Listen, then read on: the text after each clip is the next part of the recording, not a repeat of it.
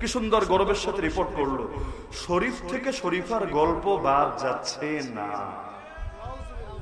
সে জানুয়ারি থেকে গতকাল ছিল 23 এপ্রিল, তাহলে এই দীর্ঘ 4 মাসের আন্দোলনের ফসল সংবাদ নামে একটা পেপার আছে না, ওখানে রিপোর্ট করেছে যে শরীফ থেকে শরীফার গল্প বাদ যাচ্ছে না।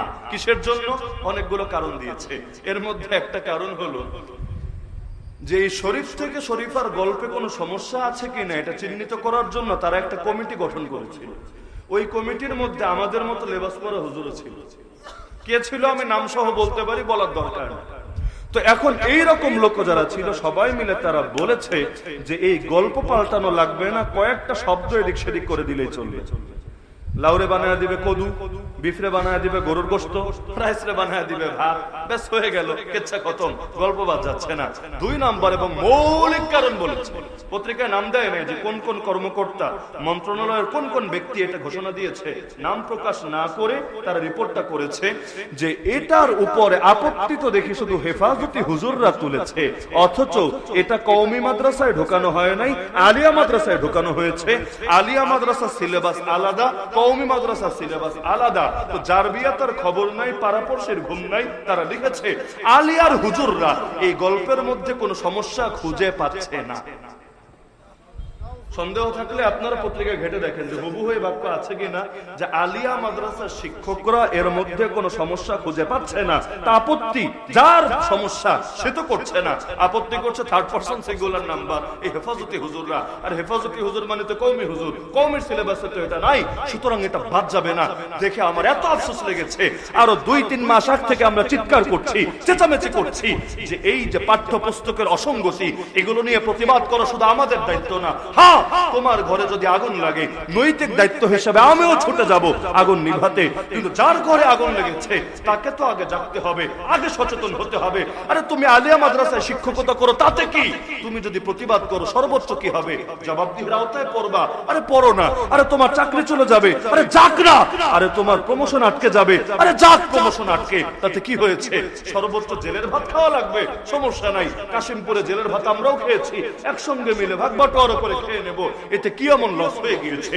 কিন্তু এই যে নিজের চাকরি টিকানোর জন্য, প্রমোশন নিশ্চিত করার জন্য, জবাবদিহি থেকে বাঁচার জন্য, নিরাপত্তাহীনতা থেকে রক্ষার জন্য গোটা একটা প্রজন্মের ঈমানকে হুমকির মুখে ফেলে দিলা। আরে আগামী দিন রবের সামনে দাঁড়াবা কোন মুখে? আলিয়ার কি কওমি এটা বিষয় না, কিন্তু বিষয় হলো আদর্শের পক্ষে যে লড়াই করতে জানে না সে নিজেকে কোন মুখে নবীর ওয়ারিস বলে পরিচয় দেয়, তার কি লজ্জা লাগে না? আল্লাহ নবীর জীবনের এমন একটা দিন দেখেন যেই দিন তিনি বাতিলের সঙ্গে আপোষ করে নিয়েছিলেন, মার খাওয়া লাগতে পারে এই আশঙ্কার কারণে হকের কথাকে গোপন করেছিলেন। একটা দিন পারলেন না। আমাকে দেখেন, মক্কার যুগে জিহাদ তো ছিল না, আলোচনা তো শুনলেন, খেলাফত ছিল না, ইসলামী বিচার ছিল না, নবীর বাহিনী ছিল না, রাষ্ট্রীয় ক্ষমতা, প্রশাসনিক ক্ষমতা কিচ্ছু ছিল না।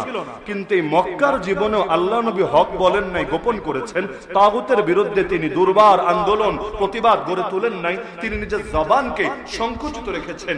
এমন কোন প্রমাণে আসমানের নিচে জমিনের উপরে কোন বাপের বেটা দেখাতে পারবে? তো মার সয়ে নেওয়া যায়, কিন্তু হক তো ছেড়ে দেওয়া যায় না। কারণ আগেই বলেছি হকের জন্য সব ছাড়া যায়, কোনো কিছুর জন্য হক ছাড়া যায় না। কেন? হুজুর বাদ দেন, সাধারণ মানুষই, যেমন আসিফ মাহতাব উৎস স্যার, সবাই তো এখন সারা দেশ তাকে চেনে। এই যে স্যাক্রিফাইসটা তাকে করতে হলো আদর্শের জন্যই, শরীফ শরীফার গল্পের জন্যই আল্লাহর বান্দা চাকরি হারিয়েছে। আপনি বলেন 1000 বছর চাকরি করে যা পেত এর চাইতে বেশি কিছু ইতিমধ্যে পেয়েছে কিনা? এই যে মানুষের দিলের ভালোবাসা, এই যে লক্ষ কোটি মানুষের দিল নিঃসৃত দোয়া, এর চাইতে দামি অর্জন একজন শিক্ষকের জীবনে কি হতে পারে? তাহলে চাকরি হারালে কি রে ভাই? এই যে আমাদের হুজুররা জেল খেটে এসেছে, লসটা কোথায় হয়েছে আমাকে বলেন। আচ্ছা আমাকে বলেন তো, মজার বিষয়, নাস্তিক তৈরি হয় কোথায়? কওমি মাদ্রাসা থেকে, আলিয়া মাদ্রাসা থেকে, তাবলীগ জামাত থেকে, পীর সাহেবদের খানকা থেকে, অথবা গ্রামের অশিক্ষিত মূর্খসূর্খ মানুষদের থেকে? আরে না, এই দেশে মূর্খ মানুষদের মধ্যে নাস্তিক একটা পাবেন কিনা আদৌ আমার সন্দেহ আছে। তাহলে নাস্তিক তৈরি হচ্ছে কোত্থেকে? বড় বড় কলেজ ভার্সিটি থেকে, যারা আমাদেরকে তো গনেই না। মানে আমরা শিক্ষা শিক্ষিত এটাই তো মনে করে না। এই যে আমরা যে শিক্ষিত, এই শিক্ষিত এই স্বীকৃতি পাওয়ার জন্যই স্বাধীনতার পর 47 থেকে 48 বছর আমাদেরকে অপেক্ষা করতে হয়েছে।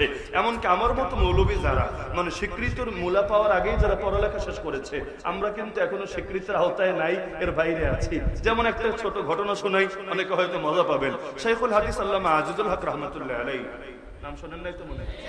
বাংলার জমিনে শাইখুল হাদিস বললে সবাই যাকে এক নামে চেনে, মাওলানা মামুনুল হক সাহেব এবং মাহফুজুল হক সাহেবের সম্মানিত পিতা। আল্লাহ তাআলা হুজুরের কবরকে নূরে রূহান্বিত করে দিন।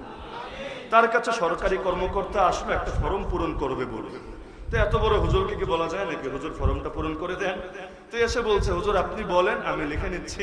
তো যেই যেই ধারাগুলো আছে আমি জিজ্ঞাসা করছি, আপনি যা বলবেন আমি হুবহু লিখে দিচ্ছি। আচ্ছা, নাম কি? এটা। বাপের নাম কি? এটা। মায়ের নাম কি? এটা। বর্তমান ঠিকানা? এটা। স্থায়ী ঠিকানা? এটা। জন্ম তারিখ? এটা। সব মোটামুটি লেখা হলো। ফর্মের মধ্যে আপনারা জানেন একটা ঘর আছে শিক্ষাগত যোগ্যতা, জানেন না মনে থাকে না ফর্মে? এখন জিজ্ঞাসা করলো, হুজুর এখানে কি লিখবো? বললো, লেখ দাওরায়ে হাদিস পাস, মানে মাওলানা। বলে, হুজুর এটা তো আমাদের অপশনের মধ্যে নাই। আমাদের degree pass, SSC pass, HSC pass, কামিল পাস, ফাজিল পাস, আলিম পাস ইত্যাদি ইত্যাদি ইত্যাদি আছে, কিন্তু আমাদের ইসের মধ্যে মিশকাত পাস, দাওরা পাস, কাফিয়া পাস, সরেবিকা পাস, এগুলো তো আমাদের এখানে নাই। তো যেটা নাই এটা তো লেখা যাবে না। তাহলে কি লিখবো? ডিগ্রি পাস লিখে দিব, টাইটেল পাস লিখে দিব, কামিল পাস লিখে দিব? হুজুর বলছেন, এগুলো কেন লিখবা? দুটো তো দুই জিনিস। আলুরও তো পটল লেখা যায় না, পটলটা তো আলু লেখা যায় না। তাহলে যেটা যা তাকে তাই তো লিখতে হবে। তুমি লিখে দাও না দাওরা পাস, কি সমস্যা? বললো, হুজুর আমি ঝামেলায় পড়বো, এটা তো অ্যাকসেপ্ট হবে না। তাহলে কি করণীয়? না হুজুর কিছু তো লিখতে হবে, কি লিখবো বলেন? এখন সমাধানও তো হচ্ছে না, কি লিখবে আসলে? হুজুর বললেন, লেখ তাহলে মূর্খ, কারণ কোনো অপশনে যেহেতু পড়ি না, কি করার আছে, লেখ মূর্খ। হুজুর আমারে লজ্জা দিচ্ছেন, মূর্খ এটা যদি আমি লিখি বাংলাদেশের আলেমকুল শিরোমণিকে মানিজ্জত কিছু থাকে, তাহলে কি লিখবা বলো তুমি? শেষে চিন্তা ফিকির করে বের করলো, লিখে দিল স্বশিক্ষিত। স্বশিক্ষিত বুঝছেন মানে কি? একাডেমিক কোনো ব্যাকগ্রাউন্ড নাই, কোনো সার্টিফিকেট নাই, কোনো ডিগ্রি নাই, বরঞ্চ একা একা পড়ে পড়ে শিক্ষিত। কারণ এমন এক শিক্ষায় শিক্ষিত যেই শিক্ষার স্বীকৃতি তাদের কাছে নাই। স্বীকৃতি না থাকলে ফর্ম পূরণ করবে কিভাবে? ঝামেলার বিষয় তো বটে। তো স্বীকৃতি প্রাপ্ত হলাম তো আমরা সেই কয়দিন আগে, এর আগ পর্যন্ত তো আমরা স্বীকৃতির আওতার বাইরে। তা আমরা যে শিক্ষিত এটাই তো মানে না। যেই সমস্ত লোকেরা টিটকারি মারে আমাদেরকে নিয়ে, যে কওমি মাদ্রাসা মানেই লিল্লা খায়, কওমি মাদ্রাসা মানেই এতিম, কওমি মাদ্রাসা মানেই ফকির, কওমি মাদ্রাসা মানেই অসহায়, বলে নাকি বলেন? দুদিন পর পর টিটকারি, যদিও কথা দুই অংশই ভুল। এক নম্বরে কওমিতে পড়লেই এতিম মিসকিন আর লিল্লা খায়, এই কথা তোরে কে বলেছে রে পাগলা? যেমন আমি তো আমার জীবনে কোনোদিন আলিয়া মাদ্রাসায়ও পড়ি নাই, স্কুলেও পড়ি নাই, কলেজেও পড়ি নাই, পড়ার জন্য স্কুল কলেজের বারান্দায়ও যাই নাই। আমার ফার্স্ট টু লাস্ট পড়াশোনা কওমি মাদ্রাসায়। কিন্তু আল্লাহর কসম করে বলতে পারবো, একটা লিল্লার পয়সাও তো আমার রক্তে মিশ্রিত হয়নি। শুরু থেকে শেষ পুরোটা পয়সা দিয়ে পড়েছি, আল্লাহ আমাকে সামর্থ্য দিয়েছেন, পড়েছি, আলহামদুলিল্লাহ। আচ্ছা, যে মনে করেন জাকাত ফিতরা খেলো, সে যেহেতু হকদার হয়, তাহলে হকদার জাকাত ফিতরা খাবে নাকি তোর বাপে খাবে? নাকি জাকাত ফিতরার টাকাও মেরে দিতে ইচ্ছা জাগে যে এখন যারা হকদার তারা খাবে না? কেন? সে যদি ফকির হয়, সে যদি মিসকিন হয়, সে যদি এতিম হয়, সে যদি ইবনে সাবিল হয়, সে যদি অসহায় হয়, সে যদি কোরআনে বর্ণিত 8 খাতের কোন এক খাত হয়, অবশ্যই খাবে, গর্বের সাথে খাবে, কারণ সে আল্লাহর মেহমান হয়ে খাচ্ছে, কারো বাপের টাকা খাচ্ছে না।